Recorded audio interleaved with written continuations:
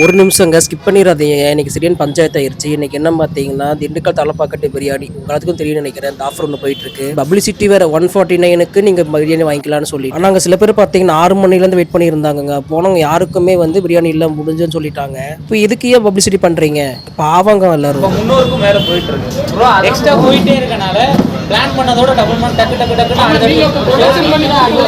கண்டிப்பா வருது sir. Pre booking பண்ணவங்களுக்கு எக்ஸ்ட்ரா ஃபுல்லா ஆயிடும் சார். ஏன்னா ப்ரீ புக்கிங்ன்றது நேற்று வரைக்கும் தான் உடனே எழுதி வேண்டியதான டைனிங் பாஸ் வாங்குவாங்க கிடையாது எழுதி வச்சிட வேண்டியதான pre booking only sir. Pre booking dining நீங்க மார்னிங் ஏன்னா நேற்று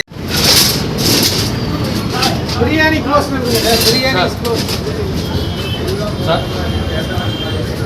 ஆஃபர் ஒன்லி போட்டு கீழ க்ளோஸ் பண்ணி போடுங்க. உண்மையே பொதுமக்கள் பாவங்க. இதை நம்பி 6 வயசு குழந்தையிலேருந்து பெரியவங்க வரைக்கும் எல்லாரும் வந்து நின்றுட்டு இருக்காங்க. எதுக்கு இப்படி பண்றாங்கன்னே புரிய மாட்டேங்குது. ஒரு இடத்துல இவ்வளவு பிரச்சனைனா மற்ற இடத்துல நினைச்சு பாருங்க இப்போ இருக்குன்ட்டு.